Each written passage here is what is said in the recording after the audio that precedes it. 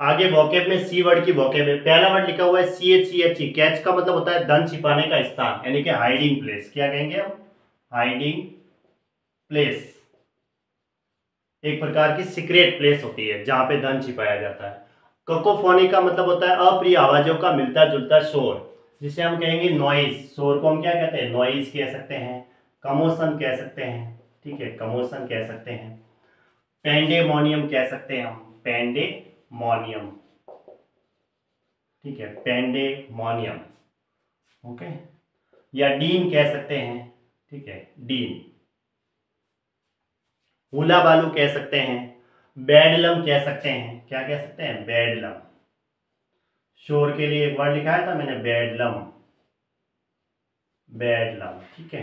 ये हुला बालू, बेडलम, हबब। हबब का मतलब भी शोर होता है, ठीक है, HUBBUB, हब हब, हबब, ठीक है, हबब कह सकते हैं। कैडेवर का मतलब सब, यानी कि कॉर्पस, ठीक है, कॉर्प्स।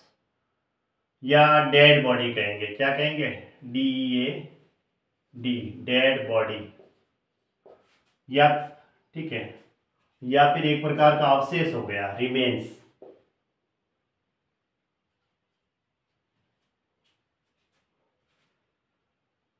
कैडेवरस का मतलब शव जैसा, like a corpse, like a corpse. Pale कह सकते हैं हम। या स्केलेटल, स्केलेटल इसका मतलब होता है कंकाल। शव जैसा एक प्रकार से कंकाल ही हुआ, यूं। और ऊपर वाले का मतलब शव क्या होता है? एक प्रकार का अवशेष हुआ, तो रिमेन्स भी लिख सकते हैं मीनिंग के तौर पे, ठीक है। अब आता है कैडेंस का मतलब स्वर का उतार चढ़ाव, जिसे हम कहेंगे स्वर का उतार चढ़ाव को क्या कहेंगे? एक वर्ड लिखाया था टेम्पो, इसका मतलब लय और गति, ठीक है। या फिर एक वर्ड लिखाया था RHYTHM, रिथम, ठीक है, ये होता है। कजोल का मतलब खुशामद करके फुसलाना, यानी एक प्रकार की चापलूसी करना, जिसे हम कहेंगे क्वाक्स कह सकते हैं, वीडल कह सकते हैं, ठीक है, वीडल। फ्लैटर कह सकते हैं हम, फ्लैटर। ब्लैंडिस कह सकते हैं हम, ब्लैंडिस, ठीक है। या फिर टेम्प्ट कह सकते हैं, है ना, TEMPT, टेम्प्ट कह सकते हैं, ल्यूर कह सकते हैं, एंटाइस कह सकते हैं, ENTIC, एंटाइस। या फिर क्या कह सकते हैं? इन्वेगल, INVEIGLE, इन्वेल, वो भी इसी का मीनिंग हुआ। तो फ्लैटर, वीडल, क्वार्क्स, ब्लैंडिस, टेम्प्ट, किसी को लुभावना या चापलूसी करना, ठीक है। कैलेमिटी का मतलब संकट होता है, यानी मुसीबत, डिजास्टर लिखा हुआ है। कैटेस्ट्रॉफ कहते हैं हम। क्या कहते हैं? कैटास्ट्रॉफ, ट्रॉफ, यानी कि एक प्रकार की तबाही, संकट हो रहा था, है ना, कैटेस्ट्रॉफ। या फिर एडवर्सिटी, मुसीबत को हम क्या कहते हैं? एडवर्सिटी है। या मिस फॉर्चून है। क्या है? मिस फॉर्चून, दुर्भाग्य है ना। कहीं मुसीबत आई है तो एक प्रकार का दुर्भाग्य हुआ, हम एडवर्सिटी कहेंगे, मिस फॉर्चून कहेंगे, मिसआप कहेंगे। ट्रिबुलेशन भी लिख सकते हैं यहाँ, ट्राइबुलेशन, TRIBULATION, ट्राइबुलेशन का मतलब भी संकट होता है, ठीक है। ट्राइबुलेशन हो सकता है, डिजास्टर हो सकता है, डिस्ट्रेस भी लिख सकते हैं, DISTRESS, इसका मतलब भी संकट होता है। एडवर्सिटी कह सकते हैं, मिसआप कह सकते हैं, मिस फॉर्चून कह सकते हैं, ठीक है। अब आता है CALLO। कैलो का मतलब होता है अनुभवहीन, यानी यूथफुल या इमेच्योर, इमेच्योर, यानी कि उसके पास अनुभवहीन है तो हम क्या कहेंगे? इनएक्सपीरियंस्ड, है ना, EXPRIENCED, इनएक्सपीरियंस्ड, ठीक है, इनएक्सपीरियंस कह सकते हैं। या हम उसे जुवेनाइल भी कह सकते हैं, ये वर्ड मैंने लिखाया हुआ है, ठीक है, जुवेनाइल। प्यूराइल भी कह सकते हैं, जो नया नया होता है उसको हम अनट्रेंड भी कह सकते हैं, जो ट्रेनिंग नहीं है उसकी, ऐसे कह सकते हैं, ठीक है। या फिर इमेच्योर कहेंगे। कैलोरीफिक का मतलब होता है हीट प्रोड्यूसिंग। क्या कहेंगे? Heat producing, producing. कैलमनिएट का मतलब निंदा होता है, कलंक। स्लेंडर है, एस्पर्स है, ठीक है, मलिग्न है, विलीफाई है, विलीफाई करना। विलीफाई का मतलब भी किसी की निंदा करना, ठीक है।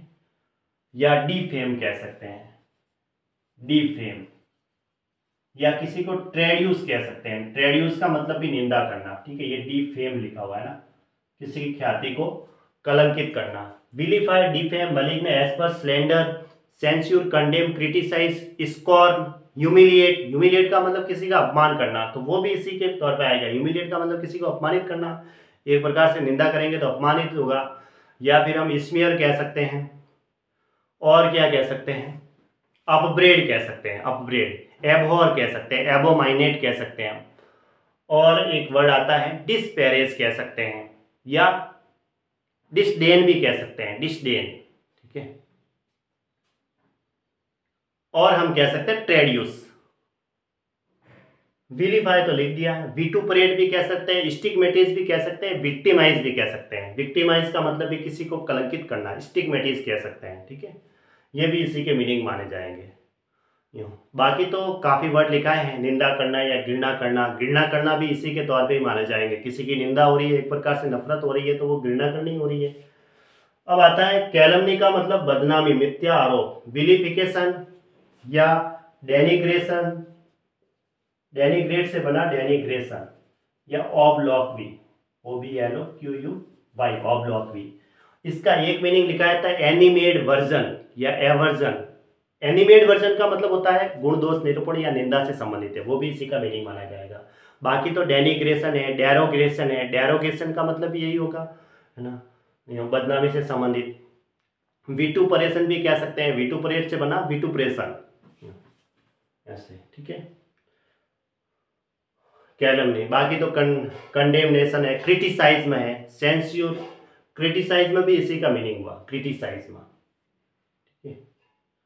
डिफेमेशन बन जाएगा डिफेम से। कैमरेडरी, कामरादरी का मतलब होता है पारस्परिक विश्वास, यानी कि जिसे हम कहेंगे फेलोशिप या कॉमरेडशिप। साथी जो होते हैं ना, कॉमरेडशिप, कॉमरेडशिप, है ना, या फेलोशिप भी कह सकते हैं हम, fellowship, comradeship, fellowship, companionship, togetherness,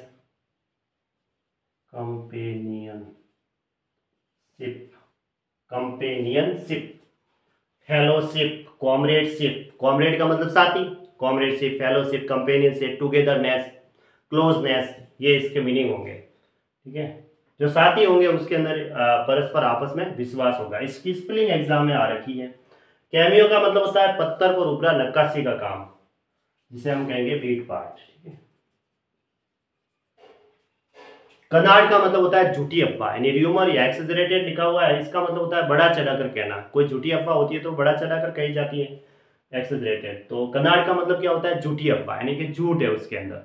तो एक प्रकार से र्यूमर हो गई। तो हम फाल्सहुड कह सकते हैं, है ना, फाल्सहुड एक प्रकार का धोखा ही है ना। झूठी अफवाह क्या है, एक प्रकार का धोखा है। तो चिकेनरी भी कह सकते हैं, और डिसेप्शन लिख सकते हैं, है ना, डिसेप्शन, डिसेप्शन लिख सकते हैं। हम्बग लिख सकते हैं, होकस पोकस लिख सकते हैं। होकस पोकस का मतलब होता है डिसेप्शन, धोखा। अब कोई झूठी अफवाह है तो एक प्रकार का धोखा ही है। चिकनरी, मेंडेसिटी, फॉल्स है, फाल्सिटी है, फाल्सहुड है ना, चीटिंग है, फ्रॉड है, ये इसके सिनोनिम्स आएंगे। फाल्सहुड लिखा, चिकनरी लिखा, डिसेप्शन लिखा।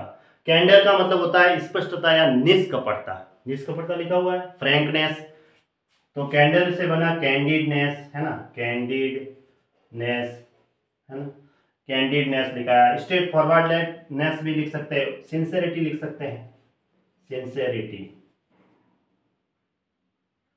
ऑनेस्टी भी लिख सकते हैं, किसी के अंदर ईमानदारी है, ऑनेस्टी है, सिंसेरिटी है। कैंडिडनेस है, कैंडिडनेस का मतलब निष्कपटता, जिसके अंदर किसी प्रकार का कोई कपट नहीं है, वो एक ईमानदार है। इनोसेंट भी लिख सकते हैं कि वो ईमानदार है ना। ग्वाइलनेस भी लिख सकते हैं, ठीक है। स्ट्रेट फॉरवर्डनेस भी लिख सकते हैं, फ्रैंकनेस भी लिख सकते हैं, फ्रैंकनेस लिख सकते हैं, यहाँ लिखा हुआ है। ओपननेस भी लिख सकते हैं, ठीक है। वो इसके ईमानदार है, कहने का मतलब उसके अंदर किसी प्रकार का कोई कपटता नहीं है। कैनाइन का मतलब कुत्ता विशेष होता है, तो हम डॉगी लिखेंगे नॉर्मली। कैनी का मतलब CANNY, इसका मतलब समझदार, यानी इंटेलिजेंट, वाइज पर्सन, जो बुद्धिमान है उसके लिए।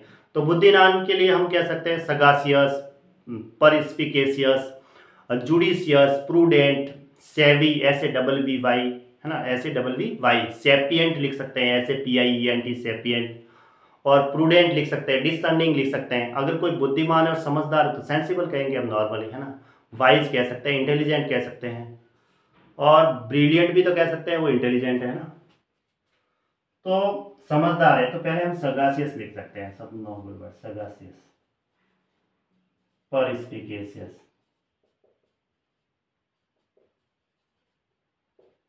ठीक है, सेवी, SAVVY, प्रूडेंट,